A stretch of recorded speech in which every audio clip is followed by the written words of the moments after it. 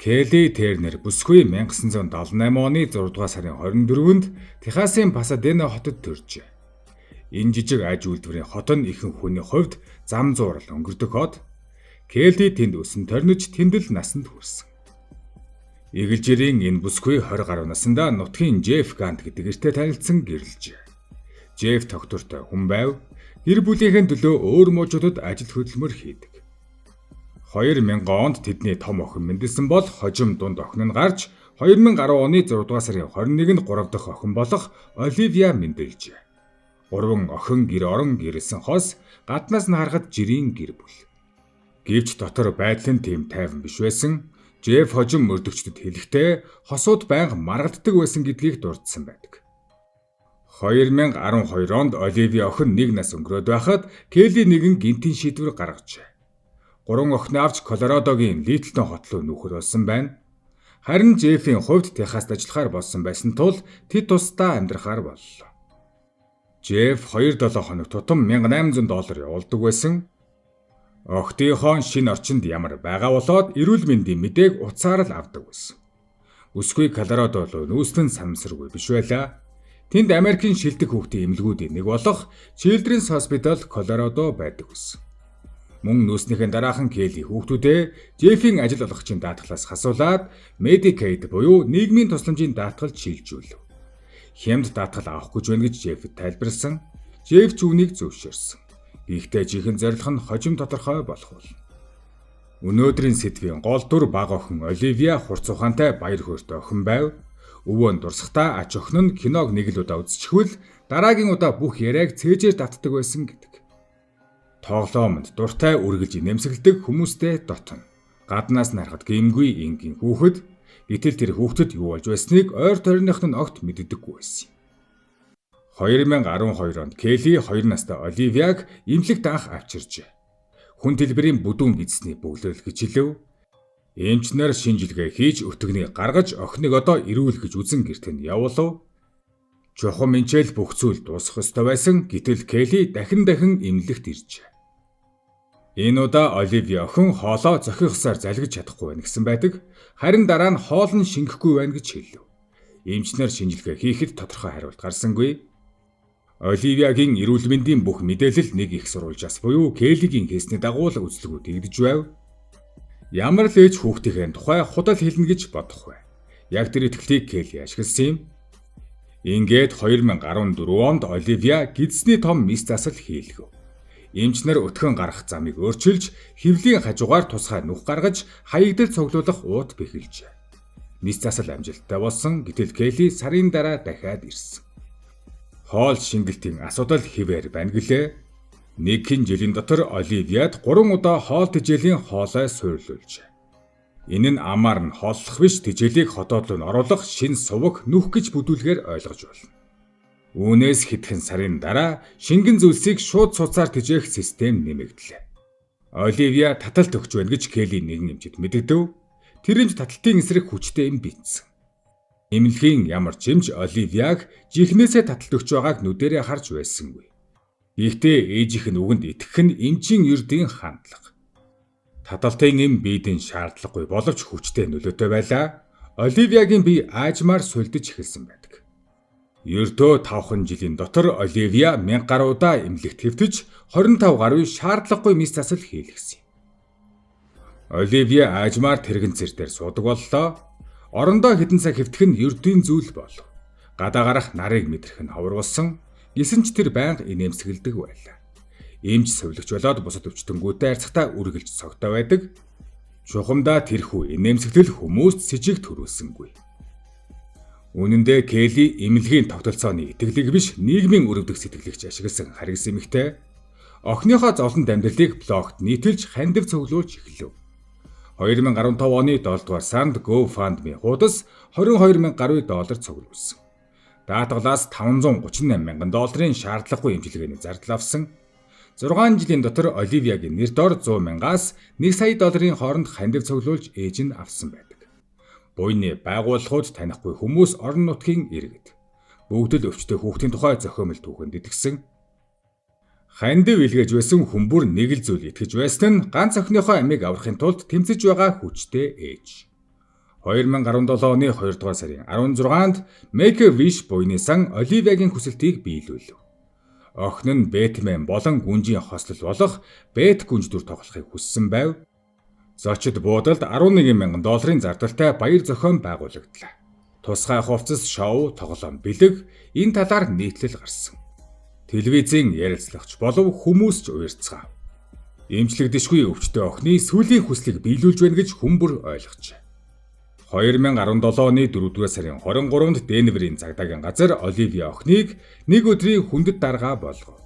Гал унтраах машинаар аялаж цагдаагийн дуудлагад хамт явцгаав. Охин баяр хөөртэй байлаа.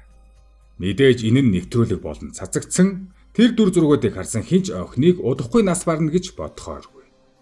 2017 оны зун Келли Оливиягийн байнгын эмч нараас татгалзаж шинэ эмчит хандав. Учир нь хэвийн нөхцөлд хэн нэгний зүрх зогсвол эмч нар шууд сэхэн амьдруулан хиймэл амьсгалын цахилгаанаар зохин эм тань. Энэ нь эмчийн үүрэг. Гэвч ДНА-аар тушаал гэдэг бол үхэгт нь хөндлөнгөөс оролцохгүй байх гэсэн бичмэл зөвшөөрөл билээ. Ихэвчлэн эдгэшгүй өвчтөе үхэх цаг нь ойртсон сүүлийн үед байгаа хүний гэр бүл эмчт нь тэр нь тусламж үзүүлэхгүй байгаарай гэж хүсдэг. Энэ нь тайван явуулна гэсэн утгатай. Келли яг энэ зөвшөөрлийг авахаар эмч нарын гарын үсгийг хүсэж байсан ч Оливияг үздэг байсан эмч нар үүнийг зөвшөөрөөгүй. Учир нь охин үхэхтээрээ тулсан өвчтөн биш. Иймээс л Келли охиныхоо эмч нараас татгалзаж гарын үсэг зурах эмч хайж байлаа. Эцэст нь нэгэн эмчийг ятгаж олж авсан байдаг. Ингээд нэгэн өдөр Оливиягийн бүх гурсан хоолойг авсан. Судсаар тэжээх системийг зогсоов, хоспист шилжүүлв. Хоспис гэдэг нь эмчлэгдэхгүй болсон удахгүй нас барах гэж буй өвчтнүүдэд зориулсан тусгай асрамжийн газар. Охин энд нийл ягаан унтлахын хувцастайгаа үсээ засуулсан хэвтэж байв. Хоспист орохдоо Арадныхаа Арслан киноны Хакуна Матата дуугаа дуулж явсан байна. Өлссөн зовж байсан хүүхдийн аманд тэрхүү санаа зовх зүйл байхгүй үгс хичнээн хачиргалтай сонсогдож байсан бол. Ээж нь камераар энэ бүхнийг бичив, тэр видео интернетэд тархлаа. 19 хоногийн турш Оливияд хоол өгсөнгүй. Зөвхөн хайсан мөсний усыг хөвөнгөөр аманд нь зөөлхөн шахдаг байсан байна. Хүчтэй өвчин намдах юм тариулсаар байлаа. Оливия өлсөн гэдгээ энэ үед ч хэлж байсан. Өвөө нь сүүлчийн уулзалтынхаа тухай ярихдаа охин нь бүрэн ухаан санаатай байсан гэхдээ өлсөн гэж байн хэлж байсан тухай дурсдаг. 19 хоногийн зовлонгийн дараа буюу 2017 оны 8 дугаар сарын 20-нд Оливия охин нас баржээ. Тэр дөнгөж 7 настай байсан. Үүхлийн шалтгаан нь бүдүүн гидсний дутмагшил гэж бүртгэгдсэн. Гэтэл хожим хийсэн шинжилгээнд гидсний альва өвчний нотолгоо олдоогүй. Оливия хизээж гидсний өвчтөй байгаагүй, таталтын өвчтөйч байсангүй. Мэдрэлийн өвчин байхгүй, эмчилгээнийх нь үндэс болсон ямар ч өвчин байхгүй байсан. Энэ охин цоо ирүүл байлаа. Гэхдээ 5 жилийн туршид биед нь хийсэн мэс засал уулгасан эм, явуулсан тамлал нь биеийг нь туйлдуулжээ. Эцсийн 19 хоног нь өсөглөн байсан. Охин энэ үед өлсөн гэж хэлж байсан ч хинч түнд хоол өгсөнгүй, тэр өлсөж үхжээ. Ингээд ч бүх зүйл дууссангүй. Оливияг нас барснаас 1 жилийн дараа Келли дунд охиноо мөн тэр эмнэлэгт авчирлаа. Яс нь өдөж байгаа хавдар байна гэсэн байна.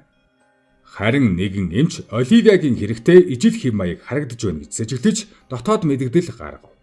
Энэ удаа шинжилгээ хийж үзэхэд дунд охинд нь ямар ч өвчин гарсангүй. Ингээд энэ мэдээлэл цагдаа нарт хүрсэн. Мөрдөгч нар ээжийнх нь блог GoFundMe хуудас эмнэлгийн бичиг баримтыг нэгтэлд судалж эхэллээ. Хэдэн сарын судалгааны дараа Оливиягийн биеийг шинжлэхийн тулд булшнаас нь эргүүлэн гаргаж авсан. Гидсний альва өвчний нотолгоо олдсонгүй, таталтын нотолгооч байсангүй. 7 настай Оливия охин эрүүл хүүхэд байсан гэдэг нь ингэж батлагдсан. Мөрдлөгийн явцад нэгэн чухал нотлохоо гарч ирэв. Эмнэлгийн нэгэн ажилтан Келлиг Оливиягийн өтгөн шингэний уутаас шингэнийг хайж байгааг өөрөөр хэлбэл охиныхоо биеийн байдлыг муу харагдуулахаар зориудаар хийж байсан үйлдэлийг нүдэрээ харсан байна. Гэтэл тэр цагдаад мэдэгдээгүй байж ажилтнуудын зарим нь сэжигтэй санагдсан тухайга дотоод хэлэлцүүлэгт дурдсан байлаа. Гэхдээ хэн нэгэн нь цагдаад эсвэл нийгмийн байгууллагад мэдэгдсэнгүй. 2019 оны 10 дугаар сард Келли Тернер Глинделийн нэгэн зочид буудлаас баривчлагджээ.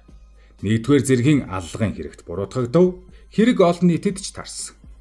Эмнэлэг болон буйны байгууллагуудад итгэж хандив өгч байсан хүмүүс нийгэм тэр жилүүдэд хэрхэн хуурцснаа ойлгосон юм. Хожим сэтгэл зүйчид Келли Тернерийн зан авир нь Мюнхгаузны хам шинжийн прокси хэлбэртэй нийцэж байна гэж үзжээ. Энэхүү хам шинж нь яадаг вэ гэвэл асран хамгаалагч нь хүүхдүүдийнхээ өвчнийг зохион бүтээж, өрөвдлийн мэдрэмж болон материалын ашиг хонжоо хайдаг ховор сэтгэл зүйн байдал. Келли Тернер мөрдөгчтэй ярилцахдаа тэрхүү хам шинжийн нэрийг өөрөө дуртаж, өөрт нь тэмцэл байхгүй гэж үүсгэсэн байна. Тэр энэ хам шинжийг аль дээр мэддэг байсан гэсэн үг?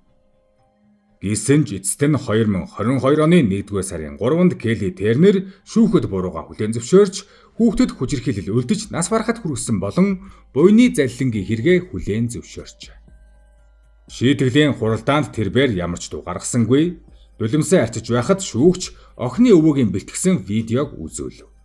Оливия инээж баясаж торт жигнэж буй хэдхэн минутын дүрслэл. Шүүгч Патриса Херн Келлид 16 жилийн ял оногдуулсан.